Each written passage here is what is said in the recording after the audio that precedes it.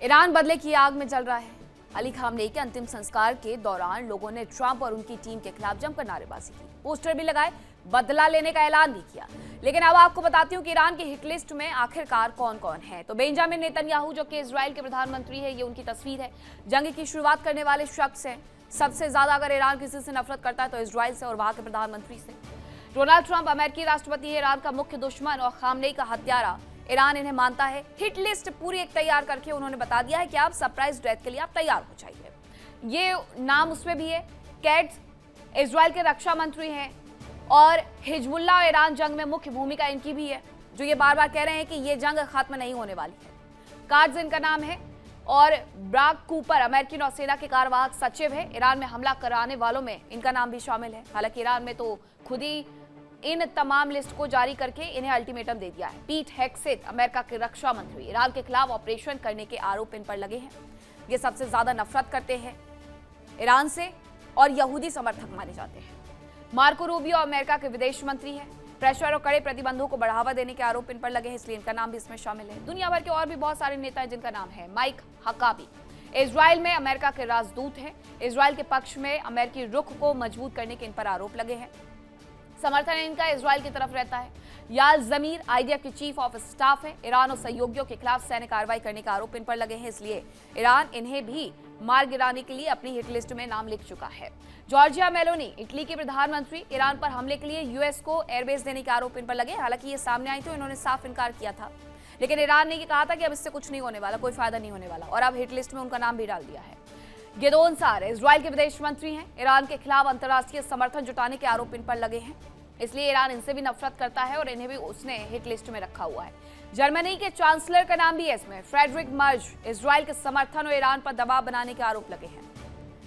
बड़े बड़े अलग अलग देशों के नेताओं के नाम भी इसमें हैं। जर्मन चांसलर के नाम के बाद फ्रांस के राष्ट्रपति एमैनुअल मैक्रों का नाम भी है। ईरान के खिलाफ हॉर्मुज में अपना युद्धपोत इन्होंने भेजा था, ये इन पर आरोप लगे हैं, इसलिए इनकी जान भी ईरान लेना चाहता है। डोनाल्ड ट्रंप हो, बेंजामिन नेतन्याहू हो, फ्रांस के राष्ट्रपति हो, जॉर्जिया मेलोनी हो या फिर जर्मन चांसलर हो, हर कोई हिट लिस्ट में आ गया है। अब इसीलिए बड़े हमले की उम्मीदें की जा रही हैं ईरान की तरफ से। और चलिए अब आपको खबर बताती हूँ कि इजराइल पर किस तरीके से बेहद गंभीर आरोप लग रहे हैं।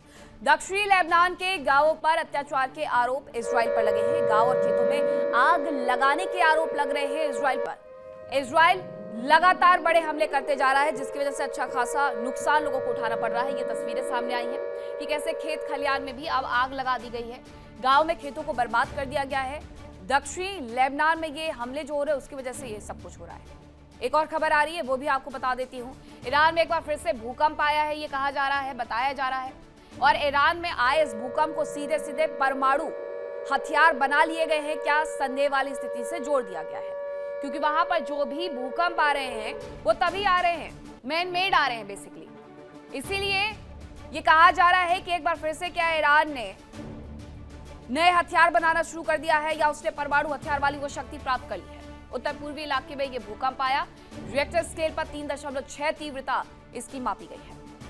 रशिया यूक्रेन से जुड़ी हुई भी एक खबर मैं आपको बताऊंगी, लेकिन इसके पहले सबसे बड़ी खबर यही है कि अमेरिका जो ना करता रहा, क्या वो सच में हार गया इस पूरी जंग को? इसलिए हार गया है क्योंकि अमेरिका का कहना था कि परमाणु हथियार उसके लिए सबसे बड़ा मुद्दा है, लेकिन परमाणु हथियार बना लिए गए हैं। एक बार फिर से इन आशंकाओं को बल इस बात से मिल रहा है क्योंकि ईरान में 3.6 तीव्रता का मैनमेड भूकंप आया है। और चलिए अब आपको रूस और यूक्रेन से जुड़ी हुई बड़ी खबर बताती हूँ, जहां रूस का यूक्रेन पर एक बार फिर से बड़ा हमला देखने को मिला है। जपोरेजिया में फ्रंट लाइन पर बम गिराए गए और इखोव में FAB-3000 ग्लाइड बम गिराए गए हैं। बमबारी से तबाही की तस्वीरें भी सामने आई हैं। ये तस्वीरें जरा देखिए कि किस तरीके से ये पूरा इलाका दहल गया है। FAB-3000 ग्लाइड बम है आखिरकार ये, और इखोव में जहां इसे गिराया गया है वहां से वैसे विस्फोट हो रहा है। आसपास तबाही का मंजर नजर आ रहा है और जमीन कांपती हुई नजर आ रही है। 4 साल बीत जाने के बावजूद इस युद्ध का कोई अंत अभी तक नहीं निकल पाया है।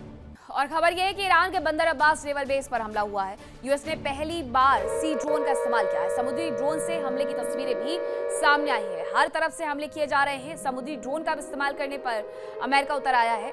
दूसरी तरफ आपको बताएं कि अभी भी उनका पूरा डेरा खाड़ी में मौजूद है, जहां से वो लगातार हमले कर रहे हैं। ईरान के बंदर अब्बास नेवल बेस को सबसे ज्यादा नुकसान इसलिए पहुंचा रहे हैं क्योंकि सबसे ज्यादा व्यापार उसी रास्ते से होता है। दूसरी तरफ ईरान की अमेरिका को बड़ी चेतावनी सामने आई है। अमेरिकी ठिकानों पर मिसाइल स्ट्राइक की गई। ईरानी मिसाइलों पर गेम ओवर लिख करके ये मिसाइल दागी गई और अलग अलग मिडिल ईस्ट की कंट्री में इन्हें दागा गया है। ईरान की तरफ से ईरान बहुत स्पष्ट कर चुका है कि अगर किसी देश ने अपना एयर स्पेस या अपना एयर बेस अमेरिका को इस्तेमाल के लिए दिया तो उस देश की तबाही पक्की है। उसकी तरफ से अब जो मिसाइलें भेजी जा रही हैं उसमें गेम ओवर बाकायदा लिख करके भेजा जा रहा है। इस बार आर या पार के मूड में है ईरान। अमेरिका का कोई भरोसा नहीं, अमेरिका कब पीछे हट जाए, कब अपने हाथ पैर फूलते देख करके पीछे हट जाए। लेकिन ईरान बहुत क्लियर कह चुका है कि इस बार वो काम तमाम करेगा। ईरान ने अमेरिकी हमलों का भी जवाब दिया है। IRGC का बहरीन में जबरदस्त हमलों का दावा है। सैन्य ठिकानों पर मिसाइल और ड्रोन अटैक का दावा उसकी तरफ से किया गया। हथियार डिपो, कम्युनिकेशन सेंटर्स पर हमले का दावा उसने कर दिया। ये दो जानकारी आ रही है। बहरीन से लेकर के कुवैत तक सब कुछ IRGC ने दहलाया हुआ है। ये ईरान अमेरिका से जुड़े हुए एयर स्पेस और एयरबेस का इस्तेमाल करने वाली कंट्रीज को खत्म करने की तैयारी के तहत कार्रवाई कर रहा है। पहली खबरें हमने आपको बताई कि कैसे अमेरिका ईरान के भीतर हमले कर रहा है, तो ईरान भी हाथ पर हाथ रख करके नहीं बैठा हुआ है बल्कि मुंहतोड़ जवाब दे रहा है। हाँ, इसके बीच में ईरान को बहुत ज्यादा नुकसान उठाना पड़ रहा है, लेकिन वो झुकने के लिए या अमेरिका की शर्तों पर राजी होने के लिए तैयार नजर नहीं आ रहा है। गेम ओवर लिख करके उसने मिसाइलें दाग दी हैं। कम्युनिकेशन सेंटर्स को बहरीन में वो निशाना बना रहा है। बहरीन से लेकर के कतर तक सब कुछ तबाह कर रहा है। लेकिन इन सब के बीच में एक जानकारी और आती है। हमास, हिजबुल्लाह और हूती, जिन्हें प्रॉक्सी कहा जाता है, उन प्रॉक्सी को भी अब अमेरिका के सहयोगी खत्म करने पर उतर आए हैं। इजराइल एक तरफ निशाना बना रहा है हिजबुल्लाह को और हमास के साथ तो उसकी लंबी जंग चल ही रही है। लेकिन दूसरी तरफ यमन में क्या हुआ हूतियों के साथ वो आपको बताती हूँ। यमन में हूतियों के खिलाफ सऊदी का एक्शन देखने को मिला और सऊदी की कार्रवाई का यूएस ने समर्थन भी कर दिया है। प्रिसिजन स्ट्राइक की गई है, वहां पर सटीक स्ट्राइक कर दी गई है। यमन में राजधानी सना में जगह जगह सिर्फ और सिर्फ आग की लपटें देखने को मिल रही है और ये हूतियों के खिलाफ सऊदी का एक्शन है। अब जरा सोचिए, सऊदी जो कि अयातुल्लाह अली खामनेई के अंतिम संस्कार में भी मौजूद रहा, लेकिन वो स्पष्ट कह रहा है कि खड़ा अमेरिका के साथ ही है और इसीलिए वो इतनी सटीक स्ट्राइक कर रहा है। यमन की राजधानी सना पर सऊदी का हमला देखने को मिला है। सना एयरपोर्ट पर एयर ट्रैफिक को रोक दिया गया, जिसमें एयरपोर्ट के करीब बम गिरते हुए नजर आए हैं और सोशल मीडिया पर इसकी तस्वीरें अब लगातार वायरल हो रही है। हमलों की तस्वीरें सोशल मीडिया पर वायरल हो रही है कि कैसे सना एयरपोर्ट पर एयर ट्रैफिक को कंट्रोल करना पड़ा क्योंकि वहां पर लगातार हमले हो रहे हैं। अब ये तस्वीर देखिए जरा, सोशल मीडिया पर सिर्फ ये वायरल नहीं हो रही है बल्कि ये तस्वीरें सटीक स्ट्राइक का एक उदाहरण है कि कैसे यमन की राजधानी सना में सऊदी ने एक सटीक स्ट्राइक की। सना एयरपोर्ट पर जिसकी वजह से ट्रैफिक रोकना पड़ा और एयरपोर्ट के करीब बम गिरते हुए नजर आए हैं। ये हमले की तस्वीरें भी सामने आई हैं।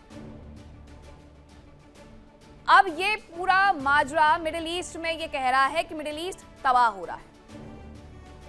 मिडिल ईस्ट की धरती जंग की आग से धधक रही है और अब ये आग और भी भीषण होने जा रही है। अमेरिका और उसके सहयोगी मुल्क अब ईरान के सहयोगियों के खिलाफ कार्रवाई कर रहे हैं, यानी अब ईरान का गुस्सा और भी ज्यादा भड़क सकता है।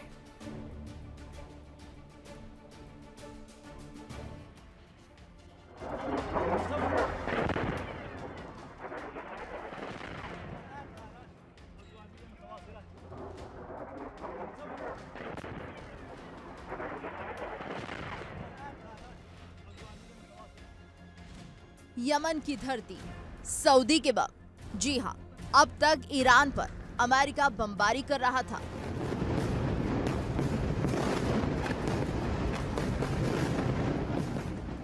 इजराइल लेबनान पर बारूद बरसा रहा था, लेकिन अब जंग में सऊदी अरब भी कूद चुका है।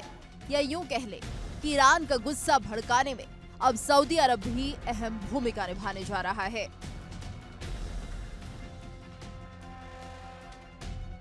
सऊदी अरब ने यमन की राजधानी सना पर बड़ा हमला किया। एयरपोर्ट के रनवे को मिसाइल से उड़ा दिया गया। बताया जा रहा है कि ईरान में अली खामनेई के अंतिम संस्कार में शिरकत करके हूती आतंकियों का एक प्रतिनिधिमंडल यमन लौट रहा था। खबर है कि विमान की लैंडिंग को रोकने के लिए सऊदी एयरफोर्स ने हमला किया। भीषण गोलीबारी के बाद ईरानी विमान को मजबूरन होदेइदा एयरपोर्ट की तरफ डाइवर्ट कर दिया गया, जहां उसकी सेफ लैंडिंग कराई गई। देखिए इंडिया डेली 24/7 अब आपके स्मार्ट टीवी पर। इंडिया डेली मौजूद है सभी डिजिटल प्लेटफॉर्म पर लाइव और लगातार। इंडिया डेली 24/7 हर दिन राष्ट्र को समर्पित।